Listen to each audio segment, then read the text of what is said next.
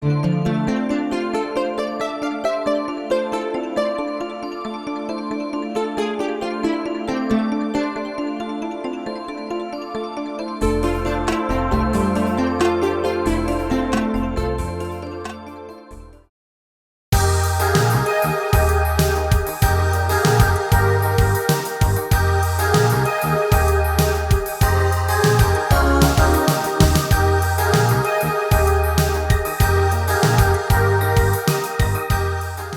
want to thank everybody for coming to this collaborative event. This is really an exciting experience. My name is Shakira Rifos. I'm the Director of Education and Community Outreach at the Sarasota Film Festival. This is really an exciting event for us. It's it's exciting for us to be in the community. It's exciting for us to be involved. It's exciting for us to be here. I like to make a lot of jokes when I have a microphone in front of me, but I'm going to spare you guys a little bit because I know it's serious business. So Newtown Alive, redevelopment, renovation, revitalization, or the G word. So a little bit about the film festival. The Sarasota Film Festival starts March 31st through April 9th this year. Since 1999, the Education Department in the Sarasota Film Festival has given thousands, over 10,000 Manatee and Sarasota school kids the opportunity to make film, create their own film. We go into the classrooms and work on film production. The opportunity to collaborate with their peers, the students to collaborate with their peers and create art is invaluable. Each student is encouraged to share a piece of their own personal experience and create a final project, a piece of media. It's always really beautiful when the kids watch their own creations. Well, recently we started a conversation in which we wanted to lay more focus on interpreting art and film, criticizing media, analyzing film and music videos to find stereotypes and give students the tools they need to properly critique media they consume and to apply those lessons to the world around them. Similarly, when engaging the community, the film festival, since its conception, has taken particular care to include films by local filmmakers and producers to its main slate lineup. But how are we using our platform to highlight the topics that are featured in these films? We want to do a better job of not just inviting you to 9 days of celebrity, good food, and entertainment. We are committed to getting our hands dirty in the community we live in and really do what independent filmmaking is best known for, being an instigator of important conversations and a potential catalyst for change. Which brings me to Newtown Alive. We have a program that we started with the Booker Film Academy in collaboration with the Booker Film Academy, supported by some efforts of the Sarasota Bar Diversity Committee called the Booker Film Academy. And the purpose of it was to revitalize Booker High School's efforts to film production. So this program has been going on since 2014, and it's been doing really well. Students are really excited about it, and every year during the film festival, we show the product of the Booker Film Academy, and this year is no different. We will be featuring a piece about teen court created by Booker High School students. So please check that out in your film guide and come see that. We love working with Booker students and with Dr. Shelley specifically. Last year, during the Booker Film Academy, we showed a trailer for Newtown Alive, Vicki Oldham's documentary. And Vicki let us know a few months ago that her film was ready, and we were excited to give it a platform, not just, like I said, to screen the film, but to also have the conversation. And so that's why we're here today. I'm going to introduce a few people who are just going to, say hello for a few minutes and welcome you to this event. And then we're going to get to watching the 20-minute documentary, and you're all in the front row to help us have this conversation. So first, I'd like to introduce Miles Eiton. He is the president of the New College Black Student Union.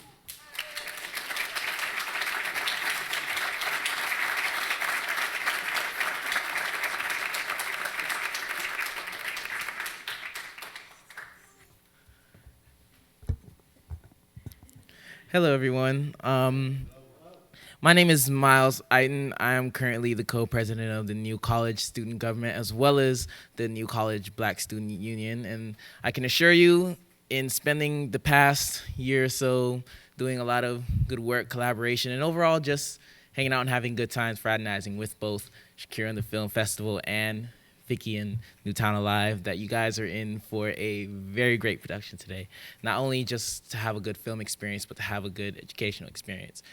Because recently, this past fall, some of us students at New College of Florida did the oral history project, myself and Kat over there. And it was a good opportunity for some of us to discover a lot more about the community that is quite literally just down the street from us, which honestly I would love to see and connect more with and have New College interact with more. Over the past year with the Black Student Union, we're still a relatively new school organization, but we've been trying to see more events like this happen at New College and invite a lot more of the community around us to come and not only host events and see us do great things here, but also to know that, we are all part of the same community. So once again, I'd like to thank Shakira and Vicky, and I hope you all have a great show tonight.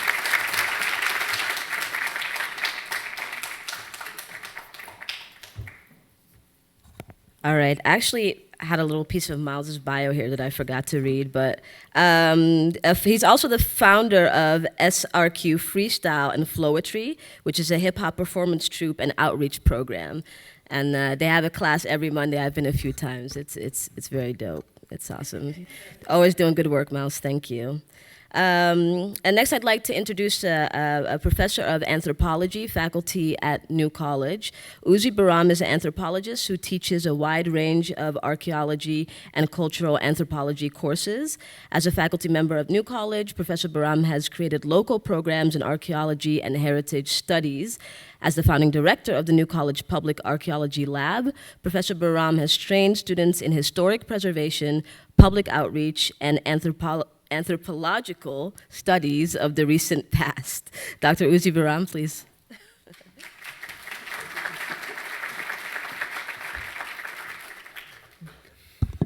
Good afternoon. I'm here to welcome you to New College of Florida on behalf of President Donald O'Shea, who had to be in New York City this weekend, so couldn't be here. I want to welcome you to New College. As you might know, we're the honors college for the state university system. We're a campus with bright, motivated students who work really hard to try to make the world a better place, and also a place of faculty who are really demanding on those students, trying to push them as far as we can intellectually. As our introduction said, I'm a professor of anthropology and director of the New College Public Archaeology Lab. There's a rich heritage in this region, one that isn't well known enough. And I'm really pleased to have you come here to New College to help expose some of that history for Newtown. We have a campus which is increasingly involved in public outreach, community engagement, civic engagement, and community partnerships.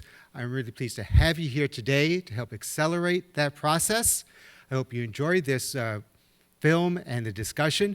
And when we're done, it's still going to be a pleasant afternoon. I hope you have a chance to walk around this beautiful campus and enjoy maybe even the sunset. So thank you for being here and welcome to New College.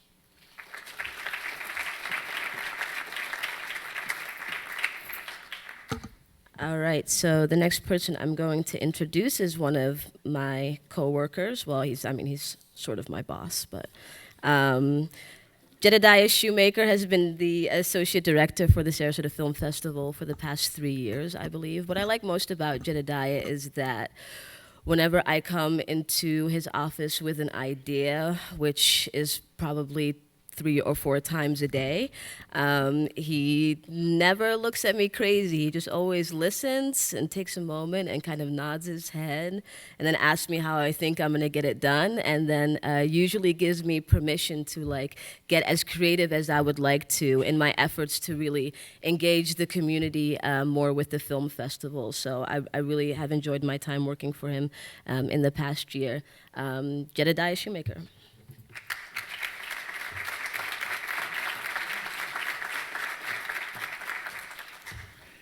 Hey there, everyone. Thank you first to everyone at New College for hosting today. And thank you to Charles Clapsettle and METV for recording the proceedings. And to Shakira Rifos and everybody else at SFF who organized parts of today's event. So, film festivals, they're in a new era today where platforms such as Netflix can allow people access to all sorts of films that in the past they wouldn't be able to find any other way. But what's different is the need for film festivals to really focus on community and on the conversations that can be started when a group of people share media together. That sense of community can inspire so much and is really the change that a festival like SFF hopes to create. The more disconnected we are in tiny little screens, looking at things on a national level, the more important it is that we reconnect on a local level. And one of the focus issues at this year's festival is sustainability, which I think we all see coming to the forefront in our culture. And it doesn't just mean the environment, but really how deliberate are we being about the changes we make to the world every day? How far have we thought them through, really? So I'd really like to thank Vicki Oldham for sharing this work with us today.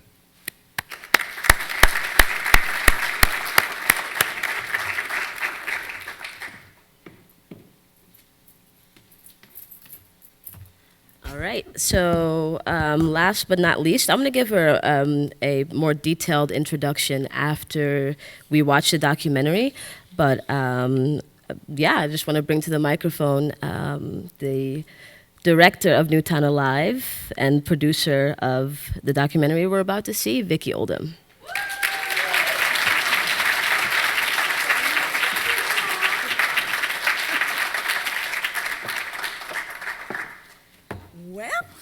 It has been great working with the Sarasota Film Festival and staff. I really, really appreciate your having this program today. I want to thank the Newtown residents, many of whom that I interviewed, some, I should say, are in this room. If it weren't for you, I would have no story to tell. So I really, really appreciate you for sharing your stories and sharing your photo albums. And thank you to the Newtown Conservation Historic District Task Force. I see one of our members, Fred Atkins and Jetson Grimes, and I'm looking, yes, you can give them a hand clap. Oh, and Trevor Harvey, there you are. And then the city of Sarasota funded this project. Had it not been for the funds, I don't know if we would have had any resources to do this. So I thank Sarasota, the city of Sarasota, for this. And of course, the New College Black Student Union. Yeah, okay.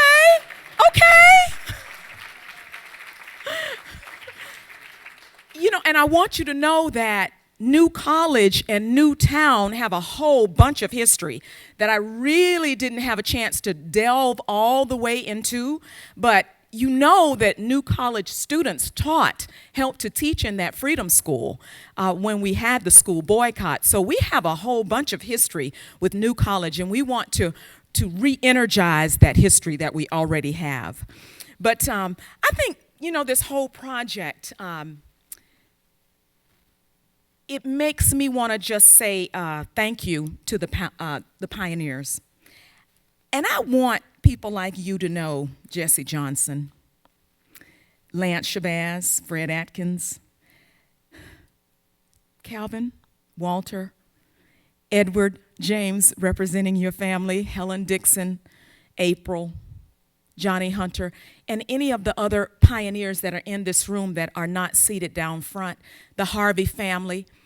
I want you to, Reverend Henry Porter, I want you to know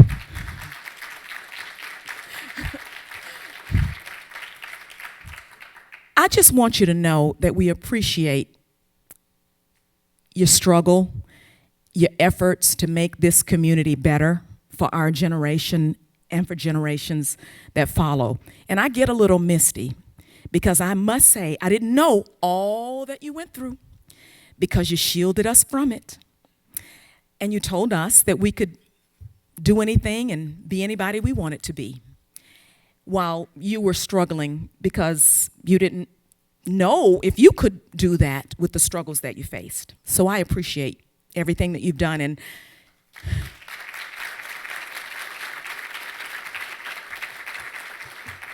And while I'm on the planet, I am committed to telling this story in all sorts of formats. I really, really am. So we have installed historic markers in the community. And they are a memorial that we've set up. That, at least this is how I see it. They are a memorial to our pioneers. And they show that our pioneers resisted and they fought. They didn't just sit down and let things happen, but they fought. And these markers will jumpstart the African American Heritage Trail and heritage tourism in our community. And then there's a research report packed with primary and secondary source documents. But I think the scholars would love that. The scholars and students of history will love that. The photographs, the news articles, the book excerpts, perfect for that. And then there is a book. It's going to be printed by April 3rd, and if you want to order it, in the lobby. There's a book, so it's in another format, the history. And then there's an inventory of historic places, churches, structures in our community. For architects who are studying vernacular framing and that kind of thing, oral history interviews, about 48 of them, 30 to 45 minutes each. And it's great for those who want to hear the recordings, who have time. It gives a snapshot of what our community is all about and what these pioneers endured. Then there's a website, newtownalive.org, and it combines all of these elements that I was telling you about. And it even has video and audio clips of each person interviewed. And then there's the documentary short. I call it a short Newtown Alive because it's short. First, there was the 5-minute version that was presented at the film festival last year. And then this year, there was the 10-minute version. As resources, were presented to me, I was able to do a little more. Today, you're going to see the 20-minute version, okay? We're inching there. It's not the documentary that it's going to be, but I want you to see the power of the spoken word and moving pictures and sounds and emotions and the hope and optimism that is in the eyes of our young leaders that are on the forefront of change. Did not my heart burn when I interviewed them? And it changed my life, really. There's an African proverb that says, until the lion tells his side of the story, the tale of the hunt will always glorify the hunter. Well, Newtown pioneers, lions, now tell their story. Roll them.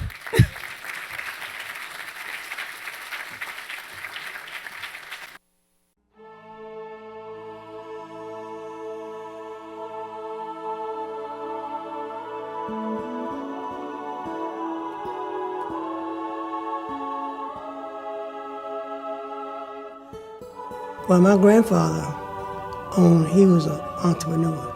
He owned a general store downtown. People come in and buy food and other commodities. He was tending to everybody.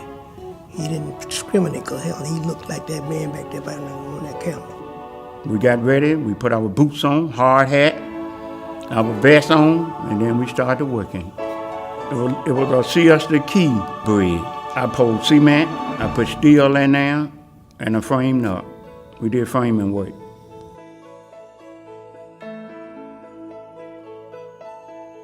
When I came from service, and I wanted to go down and get my driver's license, and this big room was there, people sitting around, and I was sitting on this bench, and a white woman came and sat on the other end of the bench. And the patrolman came out and told me, "You got to move," because that white woman. She said, "No, I was here first." He said, "You still got to move." So I just got him. I didn't get my license. In fact, I got my license in Manatee County. People don't know how that hurts. And see, now you can go anywhere you want to. There were no white fountains and black fountains and all that stuff.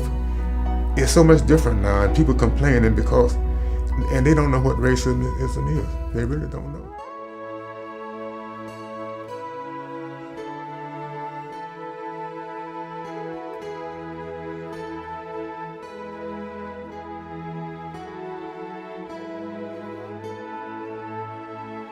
Well, most of it was just name calling.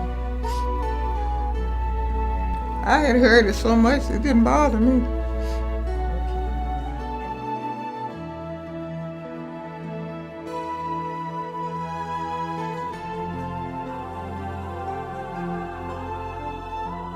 And the one guy that really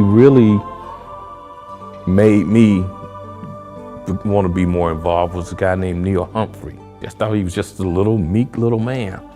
But in these NAACP meetings, he was fire and brimstone. He was telling us how we was going to go down there, what we was going to say, how we was going to act. He wasn't having no troubles. And I'm looking at all these other people and it was like, right, yes sir, Mr. Humphrey. His persona changed right in my face. So I'm like, I can do that. I want to be like this guy.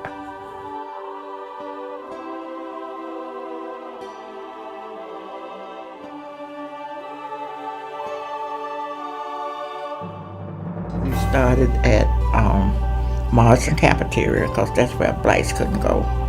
And we would all just get together like 25 or 30. The more they get scared when we walk in there, 25 or 30 people. And they just look at you, and we would just sit down and look at them. And the waitress was scared to come over to the table, I guess, to take our order. So they standing looking at us, and we sit at the table looking at them.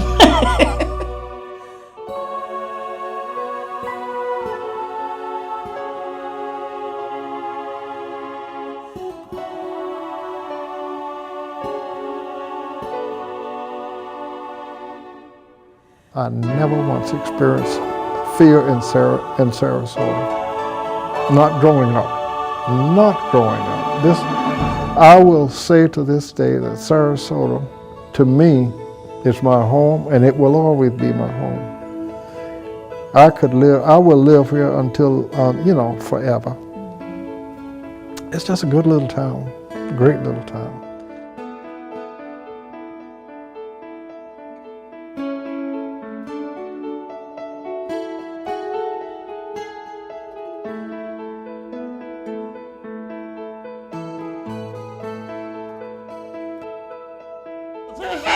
I had to go in there and clean up because she was gone, and I had to have her cleaned up when she got back. So I had to go in the house.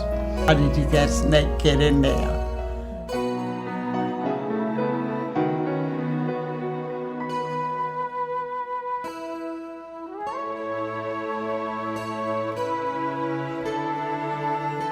I didn't have to deal with the same issues that my parents had to deal with. I went to a private school, I went to an elite public school, I went to another elite college, I worked for an elite company, but I still understand that with all of those things that I've been blessed with, I still have an obligation to make my community better. I can go to the drum circle on Sundays at Siesta Key and know that it was because of my great-grandmother that I can enjoy a sunset on one of the most beautiful beaches in America.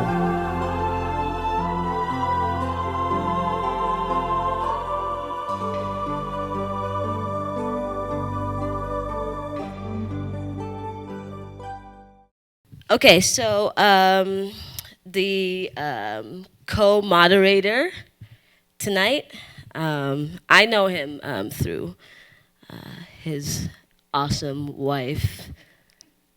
I was introduced to Dr. Miller through his wife, very powerful woman. Dr. Miller graduated from York College, Brooklyn Institute, received his doctorate in political science from the Union Institute and University in Cincinnati, Ohio. former city administrator for the city of Arcadia, an interim assistant city manager and economic development coordinator for the city of Sarasota. He was also the executive director of ELMCOR Youth and Adult Services Incorporated as a human service agency in New York City. Dr. Miller was the vice president for affirmative action in MTA New York City Transit. Additionally, experience he has in the field of civil rights, as he was the executive director of the Suffolk County, New York Human Rights Commission, and he currently teaches at St. Petersburg College and Kaiser University Sarasota campus. Dr. Lawrence Miller.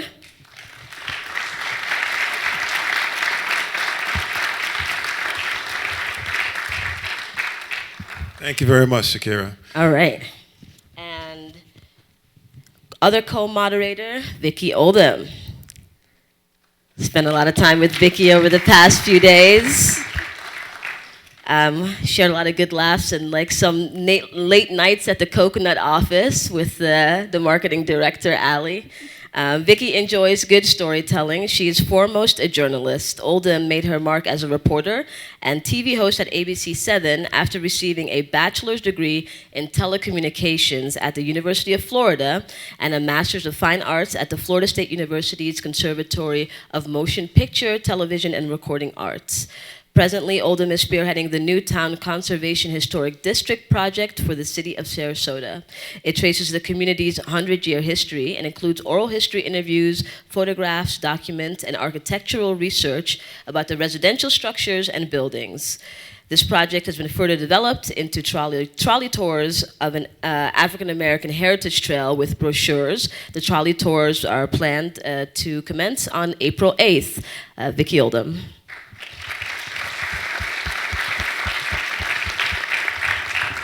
Thank you, Shakira. So, what do you think? It's not ready. It's not finished yet. I just want you to know that. It's really not finished. But we thought it would be great to organize a conversation around it.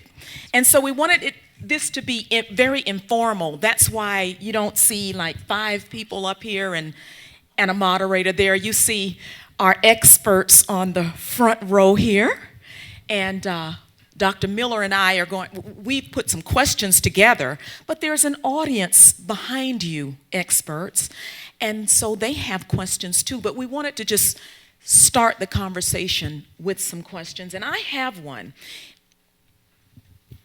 Let me acknowledge that Tom Barwin, the Sarasota City Manager, is in the room. Is that Ian Black? Ian Black is in the room. He's a real estate investor. Thank you so much for coming. Some have said the stories on that video are vestiges of the past. That was then, and this is now. Let's move on. Question for our panelists. And not everybody has to answer, but whoever feels led. What part should history play in helping to shape Newtown's future? Anybody want to take that? Jetson Grimes. Just give it to He's an me. entrepreneur. And yes, please stand and turn to the camera, if you will. Of course. Right here? Okay. Jennifer. Okay. It's cameras all over the place, like Fred had said. Okay. As we know, one of the persons mentioned that you got to know where you've been before you know where you're going. And I think history plays a very important part. I just look at my life. I was able to see independence, entrepreneurship, and struggle in my community. And it set a pattern to my life. I've lived in that community all my life. I have a business there. I've been there 38 years. I've worked actively in the community through a lot of struggles, but that's what the history brings. But the key to this process is not so much, we want to know the history, but where we are now and where are we going? Because I feel right now I'm a protector of the history. That's what I do. I try to keep the history alive because the history gives you strength. And one of the things about the Newtown community, we're one of the few communities still alive. You look through the country and look through the state of Florida, it's very few inner city African American communities are still intact. So with that in mind, this is important to protect it because that's our future. And we want something that young people can come back to and have an opportunity. Thank you so much, Jetson. Anybody else want to take that one? Okay, Mr. Johnson, Jesse Johnson, who helped to build the Siesta Key Bridge. Okay, I just thank God for being here. Thank God that we got opportunity. And I give God the praise for us being here because don't nobody know our history. Our history go way back. Being concerned about jobs that I'm concerned about, young people going to work. And we ain't been hired that lately. We've been hired contractors coming here and they ain't been hiring us. They bring their mamas from other places, but I want that to stop.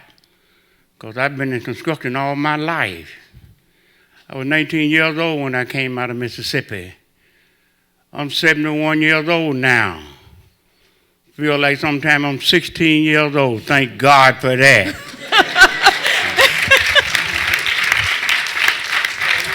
Thank you, Mr. Johnson. Thank you. There's Cliff, Dr. Cliff Smith, who has been our liaison with the city.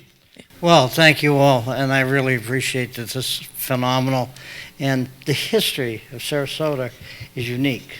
Like any community, it offers its own perspective. And Sarasota, again, is a unique community. And Newtown is very much a part of that development and history of the city of Sarasota.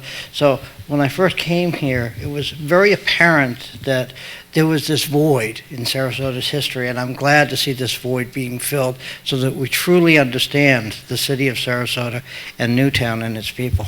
Thank you. All right. Thank you very much. If I may jump in here, just to, first of all, the film that was shown, Vicki did a wonderful job with that. It was fantastic.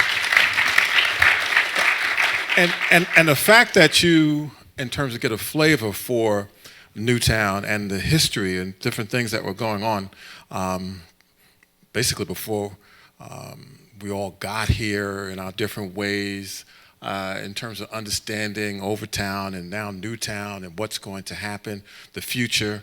I can only tell you in terms of when I first came here from New York,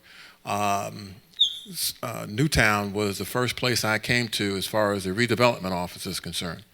And in that redevelopment office, we talked about trying to engage the community to do things along Martin Luther King Way. And the comments that Brother Johnson here was talking about as far as getting people involved, especially as it relates to when you're going to build something in someone's community, that community ought to be involved. They ought to have the opportunity to participate in not just seeing new buildings going up, but the construction of those things, the jobs that come along with it. And I'm not just talking about jobs as far as for individuals, but also businesses. You know, someone's construction company can go ahead and grow because of it. Until we get those institutions into our communities, we're going to have this struggle. Because this is not just a struggle in terms of Sarasota, Newtown. This is a struggle across this country, okay? When I thought about this in terms of when Vicki came to me about it, it reminded me of what's happening in Harlem, New York. In terms of you walk down the street now, it looks a lot different than when I first started working there on 125th Street. You had a lot of burnt out buildings, and now you have $1 million brownstones, and you see all different kind of people walking on 125th Street. So it's a whole different story. And it's not just disadvantaged neighborhoods either, in the sense that Sag Harbor, which is a very up-and-coming area, the president or the chairman of Amex, American Express, Ron Chenault, he lives out there, and a number of other different people of high means. That is changing also in terms of it used to be an African-American enclave, and now it's becoming more mixed, Okay? So this is one of these things in terms of maintaining history, of which is a great thing that Vicki and her, the people who are working with her are doing, that we need to make sure that it just doesn't stay history, that it becomes our story going forward, okay? And we need to ask these different people who are the power brokers in our communities to make sure that it's inclusive, that it is something that we maintain our history within. Now, we have another question. Yes, and this is, I know that conversations are going on because when people from Newtown come back to visit home, they look at the construction that's inching closer to the MLK corridor, and they see these beautiful buildings on one side of MLK, and they look at what happened in Overtown with all of this new construction. It looks so beautiful, and crime's down and all, and they're asking me, and I'm trying to find out answers. Can our community be improved, its infrastructure, and we not lose our cultural identity? Is that possible? Is it possible that happened? Yes. Does anyone want to take that question? How can Newtown's infrastructure be improved and its cultural identity maintained? Okay, somebody. Okay, now don't get me confused. He's going to let you go first. Good afternoon, everyone, and once again, thank you, Vicki Oldham, for spearheading this project. It's much needed, and I'm glad we're having this conversation. Obviously, we're living certainly in interesting times, to say the least, when you look at what's going on in Washington, D.C. with a law and order president, somebody who wants to slash the Department of Housing and Urban Development. We're seeing that we're living in a time where the state of Florida and other states are going to receive less federal funding for infrastructure improvements in urban settings. We know that revitalization and gentrification are in essence one of the same. But when I look at particularly what's going on in Newtown, you need to look no further than something that happened in the South Bronx in the 1990s. There was a group called, and I wrote this down before I came here today, the group was called Nos Quedamos, which means that we stay, that actually fought back against the New York City government against their urban renewal plan, and the plan actually resulted in 2,000 units of affordable housing. I know Fred Atkins said it all the time when he was campaigning. It's not about affordable housing, it's about attainable housing. And as a young professional here in Sarasota, I can tell you that many of my colleagues, my counterparts who are 40 and younger, and I'm in my 20s, can't even afford to live in Sarasota anymore, right? They live in Ellington, they live in Parrish, they live in Bradenton, they live in St. Pete. And not only is that unfortunate, that is a major problem. So when we talk about revitalization and gentrification, I don't know. When I look at it as a 27-year-old who was born and raised in Sarasota, I believe that they are becoming one and of the same. And if we don't have community members at a seat of the table, we're going to continue to see Newtown being squeezed out of the equation.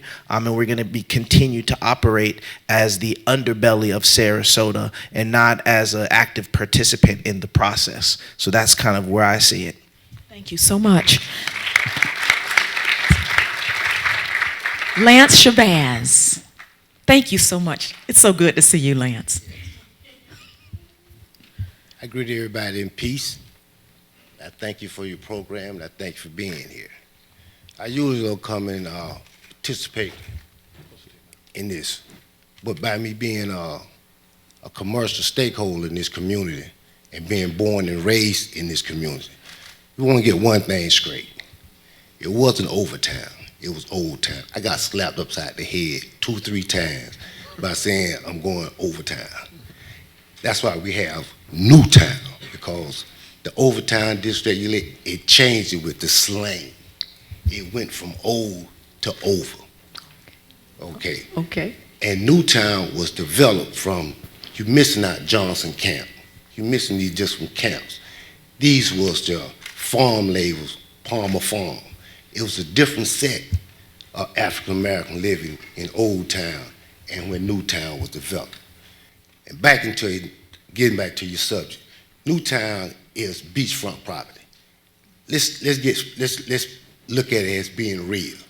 It's one of the most thriving piece of commercial business community in Sarasota. We don't have floods. We're not having, when the hurricanes and the tornadoes come, we don't tape our windows up. We ain't gotta board them up. We've been prayed for in Newtown.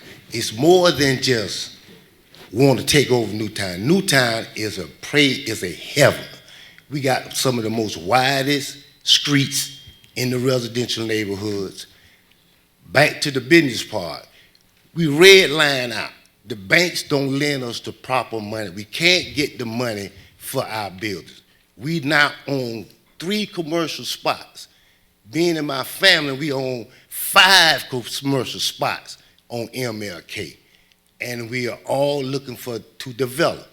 But when you're coming down, and we want to know why the city of Sarasota want to own so much property in Newtown. Do you have another plan for Newtown? Because our little young kids that create car washes to make money for little kids to go to school can't do this because the city have called them out. We have young entrepreneurs that take their time and money and create little barbecue stands and hot dog stands to make an honest dollar. But the city, some kind of way, called us out. And we on a commercial thoroughfare. You want entrepreneurship in Newtown? Deal with the city. The city need to rezone and recalculate what they are doing in Newtown, because this is why you don't see thriving businesses. You have some business can't run but 15 hours a day. I got a building that a man ran over 15 hours. The city tagged us $5,000 because we rented to him and he ran over 15 hours.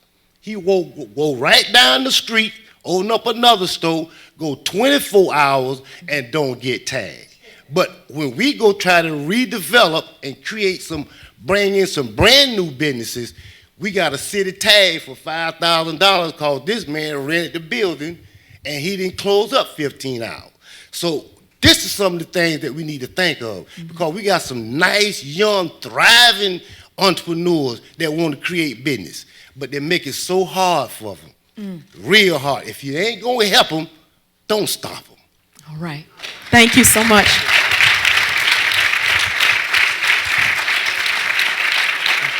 Thank you, Lance. Terrell, Salem. Good evening, or maybe it's afternoon. I just want to speak on the whole Newtown in part with people not wanting to own property in Newtown, most notably other blacks. I've been in real estate since 2000. I'm a real estate broker and general contractor as well. And I try all the time And a member of the Newtown CRA, correct? Yes. I try to persuade buyers when they're purchasing, most notably African Americans, people that have grown up in Newtown, to purchase in Newtown. That's one of the hardest things that I've been able to do. They've chosen to go to Northport.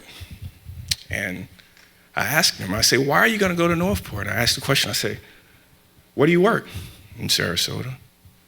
I said, where's all your friends? In Sarasota. I said, where do you hang out? In Sarasota. I said, so why are you going to Northport? So it really didn't make sense to me, and I'm not even sure it makes sense to them, because they're spending more time commuting to Northport, more money and gas and wear and tear on their car to go to Northport, and they're leaving Newtown. It's like they're running from themselves. I love Newtown.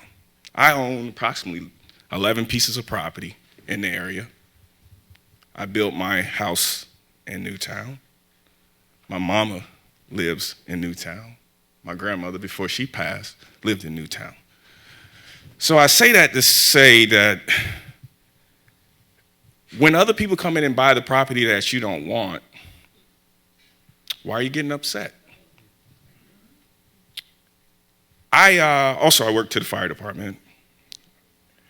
And my coworkers say to me, why do you live here? You can afford to live elsewhere. I say, well, for one, I built my house and I don't have to pay a high mortgage or anything like that. But I love the culture in Newtown. I walk down the street, everybody knows my name.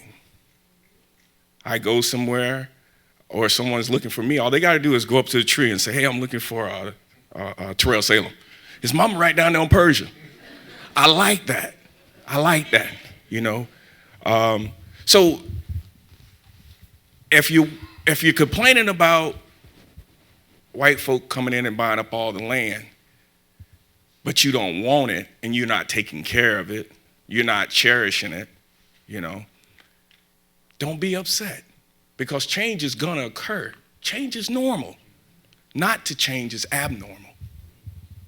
And it's gonna happen. So now gentrification.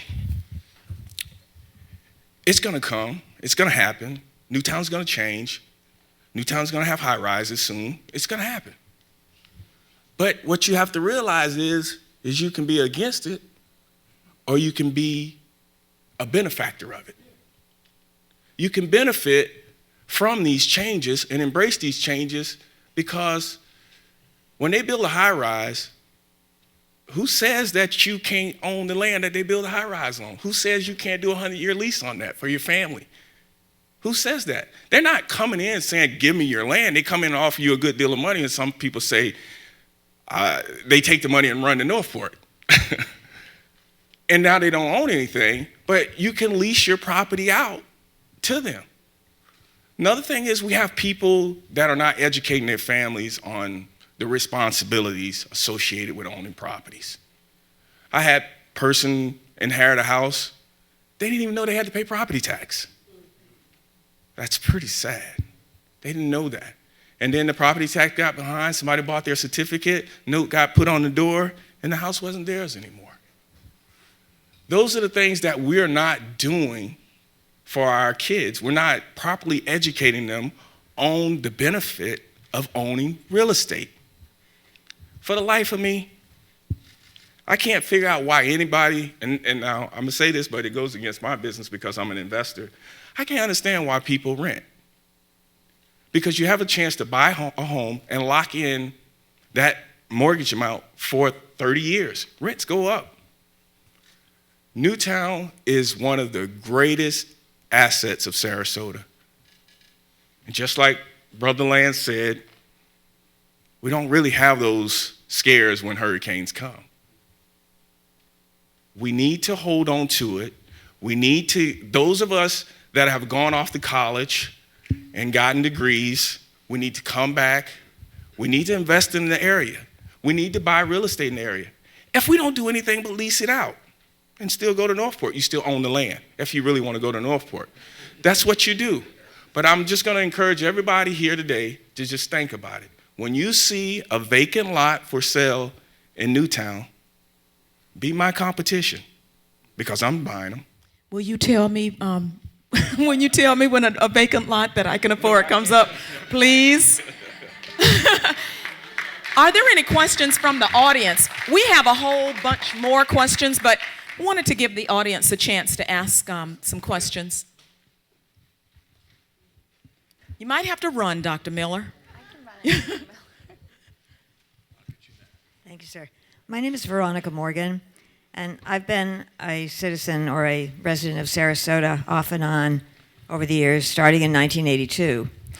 In the 80s, from 82 to 93, I lived here full time and became very, very immersed in the community. Then, for lots of reasons, I moved back to New England, and now I'm a snowbird. My bones can't take the winter anymore, and I love being here in the winter. I want to say, first of all, that I'm sure everyone in this room is aware of the fact that this is a very, very large conversation you have opened here. It is huge and long, long overdue. I don't know if these conversations are taking place elsewhere. If they are, I haven't been aware of them, but I'm thrilled to be here today and be introduced to the activity. one of my questions is, I am very confused, and maybe Newtown is still is defined as the same area that was originally incorporated as Newtown in the beginning. But that's not my impression. I think Newtown is bigger than that, right? But I have no idea, and I would appreciate knowing what the boundaries are, if there are boundaries. Are there Would you limits? take that? Yes. Does it start somewhere and end somewhere, east, west, north, south? Thank you. That's enough for now. According to the local publicity, Newtown is where the colored people live. That's the reality. Anytime they want to see something derogatory, it's where the colors live. That's Newtown. But Newtown, in its proper, was 17. Well, in the original plotting of Newtown, y'all gonna let me answer this question?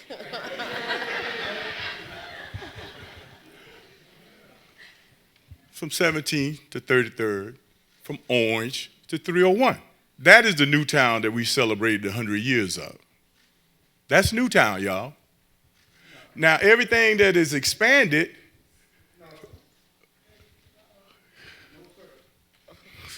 boy, you don't even know what you're talking about. Let me tell you. Hey, Pastor, I'll talk to you about that later, but you don't know what the history of Newtown is, because that's the original plotting of the Newtown district. Now it went from 17th Street to Myrtle Avenue, from White City, the railroad track, to 301. No, it didn't go to, no, it did not go.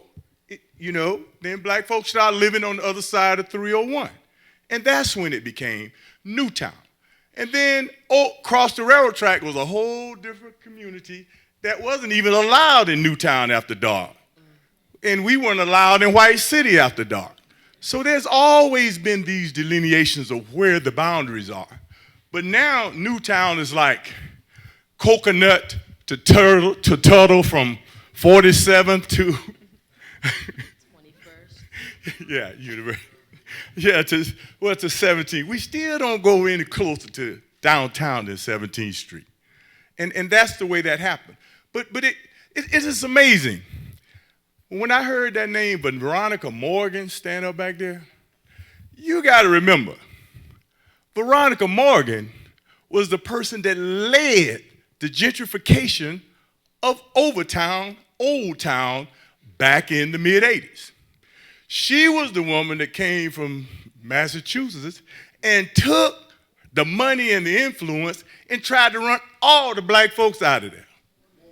She is the one. I was on the commission at the time, so I know exactly what happened.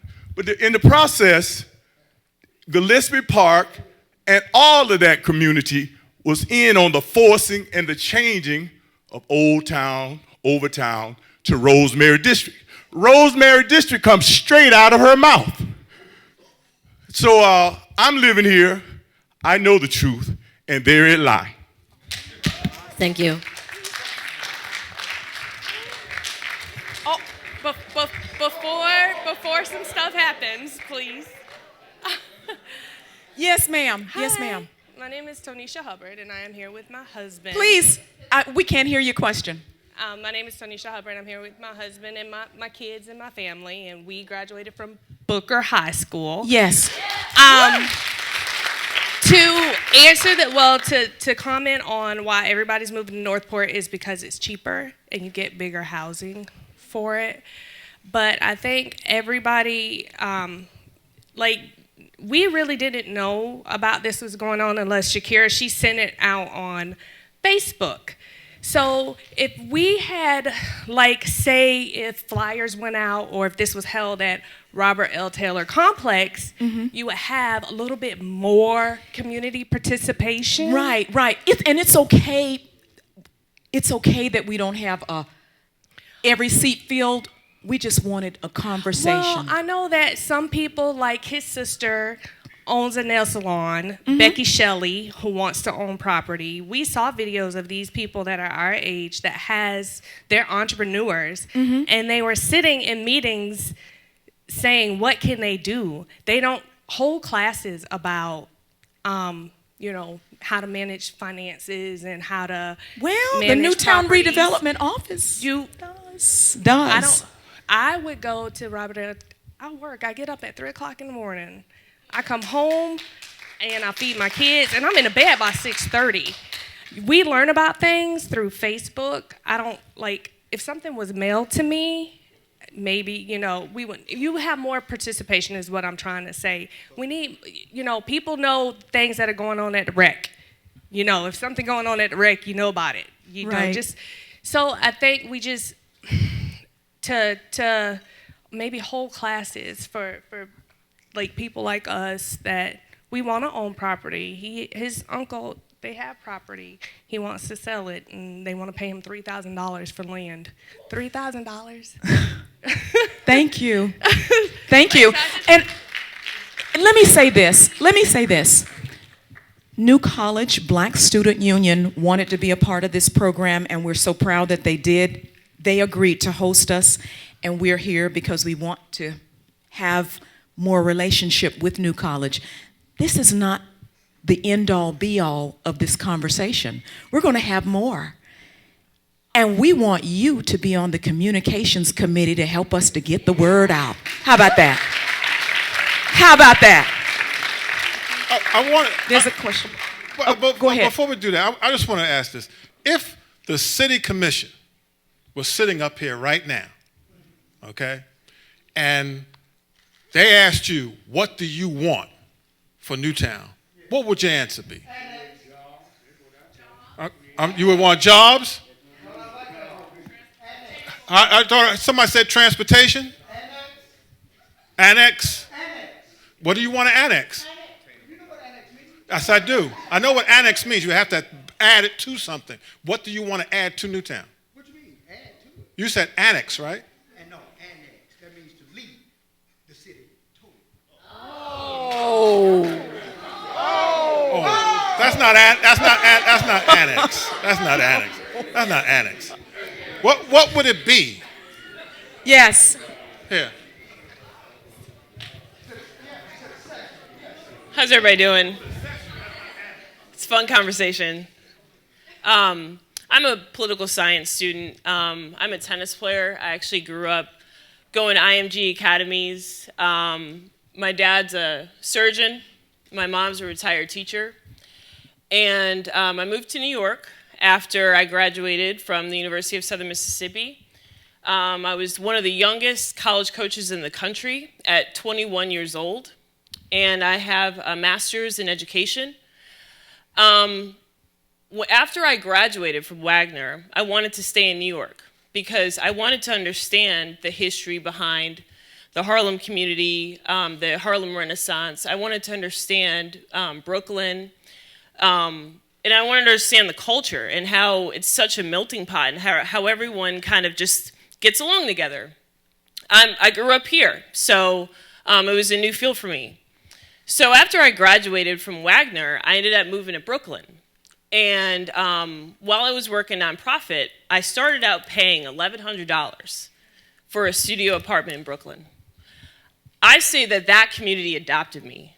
I was in a community of people who were West Indian, Latinos, and many different people across the world that, you know, were indigenous to their countries. And they came here to begin a better life here. And I started to slowly see changes. I started to see heavier police presence. I started to see citations for cats in bodegas. I started to see stop and frisk happening. It happened to me. I'm on a train going up to Harlem, and if anybody's familiar with the train system and how it works, usually the white folks get off at 96th Street. So I'm on 72nd Street, and irony of it was I was actually working on a project with the Urban League with some of the other schools that were in the area. So I get stopped by the cops at the train station. They're like, you can't loiter. You can't just hang around. Well, what makes you think I'm hanging around? And then you create hostility within the communities, you know? Like, it almost looks like a third and fourth world country now in a lot of these black communities. Long story short, I ended up getting priced out of New York City. I got priced out, so I came back here. So now I live downtown. And now I'm seeing the same thing happen to me here that happened to me in Brooklyn. And I'm 30 years old. I have 2 master's degrees. I have a clean record. I'm a hard worker. And I can't get a fair paying job for everything that I've done in life. I've paid my fair share of taxes. I've paid my fair share of just being a great person in this country. But I don't have the same opportunities that a lot of my white friends have. They can graduate from high school and get a nice, cozy contracting job somewhere. They might be sent off to Madagascar. They might be sent off to the Middle East somewhere and redevelop their communities over there. The same thing is happening all over the world, and we got to see that. It's not just happening here in Sarasota. It's happening everywhere. It's history. This is our history. This is what we are used to at this point. But now it's happening to everybody. It's happening to white folks, too, that just don't have enough money. Foreign investors coming in, buying up property. Now they're moving into Brooklyn, the black neighborhoods. So your point is you need more opportunities and affordable We need housing. ownership and control of our communities. Okay. There's no more set up a nonprofit, put some black faces in there as executives, but all your board of directors are corporations. Okay. That's the way it really works. Thank you. Thank you. Any other questions? You had a question? Hey, Vicki. Yes. So I just wanted to offer a thought. This is a little more on the, I guess, like just practical side of things. Could you stand up and hold the mic towards your mouth? All right. So I grew up in Sarasota. I was born and raised here. Sorry. And growing up, I heard the word Newtown. I sort of knew that's where most of the black people lived, but anytime I asked questions about why it was that way, or, I just never got a very satisfactory answer. The answers were very vague, and so it was always just sort of a mystery to me. And because I was just like an epic dork in high school, I didn't really have any friends, so I just sort of, was doing my own thing and really wasn't out in the community a whole lot. But my husband and I, who I met at Sarasota High, we moved to Atlanta, and we were in a refugee resettlement community working with international refugees for 7 years. And we have 4 kids, but during that time, one of our children is adopted. He's African American. And in Atlanta, our family just seemed very normal, and he felt very normal. And then we moved back home to Sarasota. And suddenly, his awareness that he was black was, 100% increased, because we'd be in Publix, and he would be the only black person in Publix. And so his questions and his curiosity about community and race just began to increase. And so for my husband and I thought, okay, this is ridiculous. I'm going to get to the bottom of what is the deal in Sarasota, And so I just started poking my nose and calling people like Trevor Harvey and the Newtown, I was like, what is going on? I have to understand this. And so I finally met Vicki, and that was life-changing. So as a result of that, I read the online entire report, and it was like of the Newtown History Project. Yes, and these questions about the community I was raised in were finally coming to light for me, but in a much more impacting way, because now I actually have a child who is, even though he's not born in Sarasota, but for him, this is his culture, this is his history, these are the things that he's going to continue to have questions about. So with all that being said,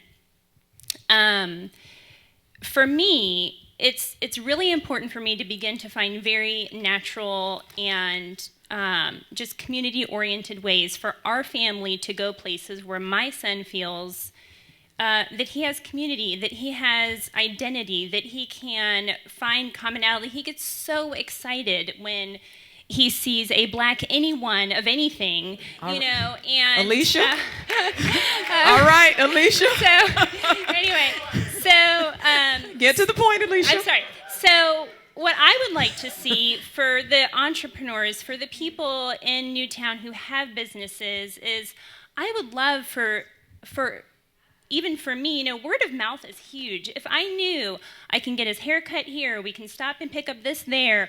Oh, if I need that done, there's so-and-so in Newtown. We can go get that done, you know. And then I would begin to tell people, you need to go see so-and-so, you know. And this is a great way that we can preserve and protect and integrate and treasure some of these people that we have. We can do it. And, you know, so I need to Alicia, get connected. I got to get another comment in. Yeah, someone who has not spoken, Mr. Miller. Excuse me. Mr. Preston. Let me answer this question about the boundaries. My great uncle owns some property on 33rd and Lockwood Ridge. So if what Mr. Atkins was saying was true, then that means that part of the community is still part of Newtown. Now, he owned that property. Okay, let's go to the next thing. Next thing is about the annex and succession. Yes. Before Sarasota County became Sarasota County, it was an annex of Manatee County. It annexed from Manatee County, so it became an annex to Manatee County before it became Sarasota County. But to have it right, let's do it correctly, we need to have a succession from the city. That's the only thing that's going to make them move and understand. But I know that scares a lot of you because you can't live without them. Thank you, Danny. Preston, thank you. Reverend Preston. Yes. Yes. Give us your name. I'm Deidre, and I was raised in Newtown. And who I'm with, BLM, Black Lives Matter. We started the Black Lives Matter in Sarasota, Manatee County back in July of last year because we just kind of got sick and tired of being sick and tired. We just got tired of being tired. And so we started the BLM, and a lot of people kind of say, oh, you know, I actually had someone make the comment to me earlier last week, oh, you know, I'm not afraid of y'all, and we don't kind of want you to be afraid of us. We're just tired of being tired. We don't want anyone to be afraid of us. But I had a comment to Mr. Terrell Salem about, you know, the Northport and Sarasota thing. And about 10 years ago, maybe 11 years ago, and I'm a homeowner. I actually own my home in Bradenton, Manatee County. But I moved to Manatee County about 11 years ago because it was cheaper to live there. First off, it was cheaper to live there. I had a child, and even in Newtown, it was just too pricey to live in Newtown. And secondly, you get harassed in Newtown. Like I said, I've been in Manatee County 11 years.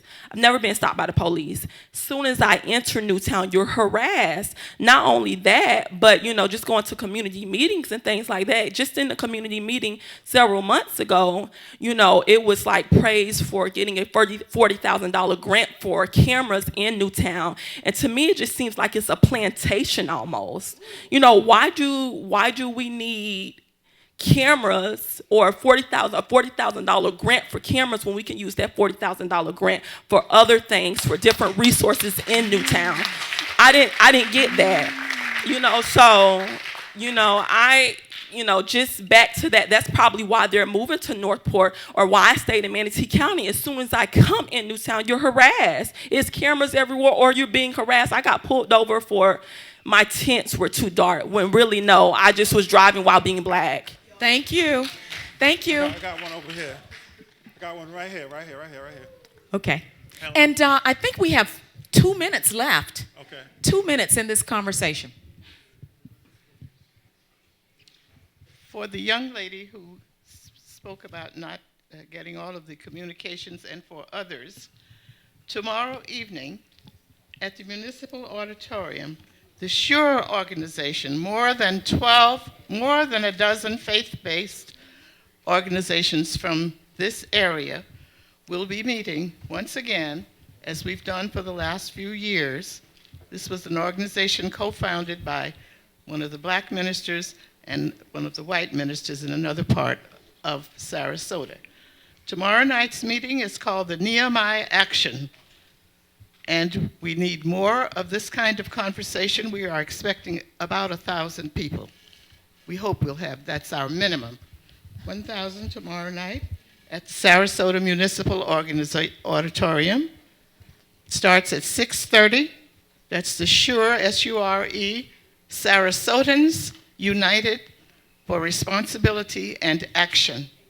So we can continue this conversation, get your faith-based organization or you personally involved in even more action like this.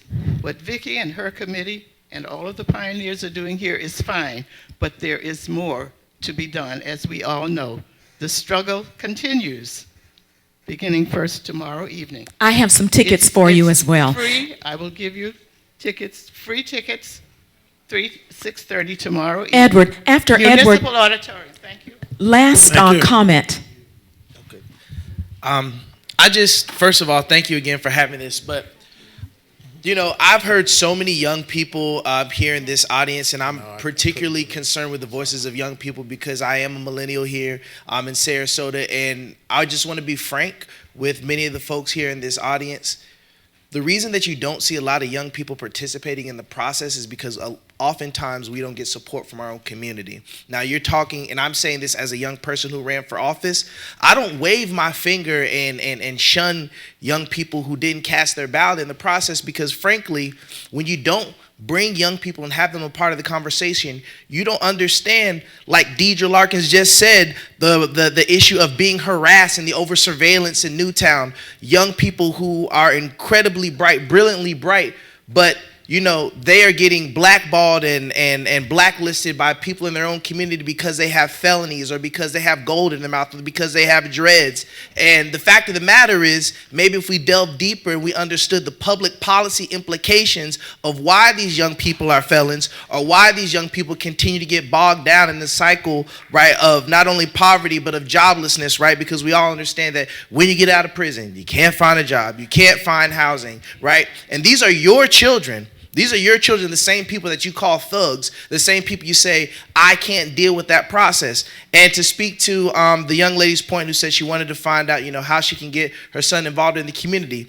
I went out to Out of Door Academy with Fred Atkins' kids when there was like 5 or 6 of us there, right? But at the end of the day, Fred Atkins and Sheila Atkins made sure that their kids were still involved in the community. I went to Palmview, I went to ODA, but my mom and dad made sure that I played baseball at Newtown Little League, right? So we all have a responsibility as a community to stop shunning our young people. And I'm tired of always being asked to be the voice of millennials. It's Sarah. So I'm not the only young black person who's doing, you know, it's just. And you need to hear more voices of young women of color, young queer people of color, right?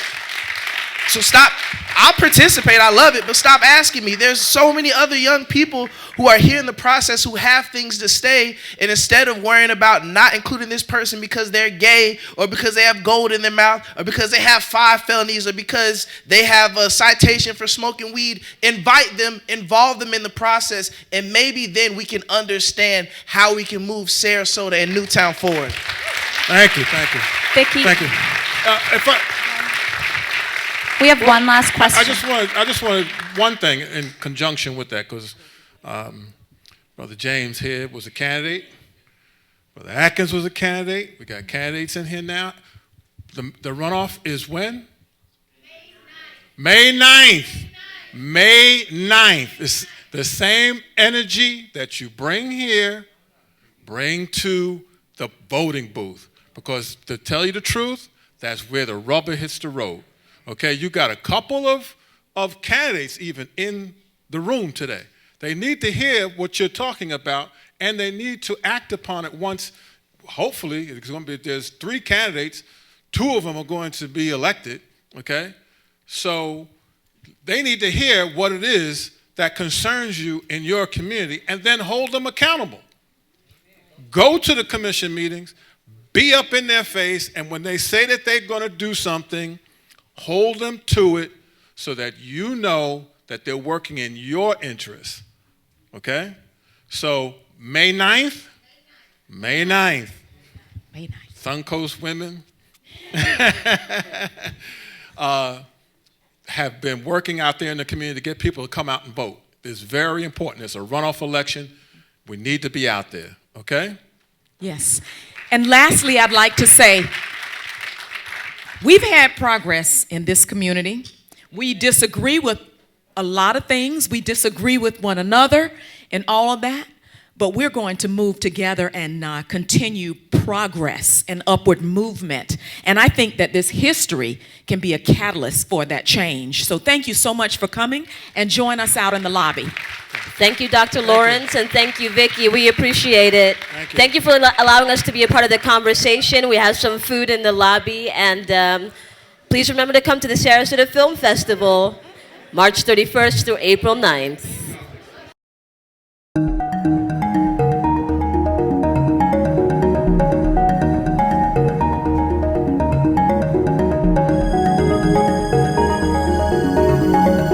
Thank you.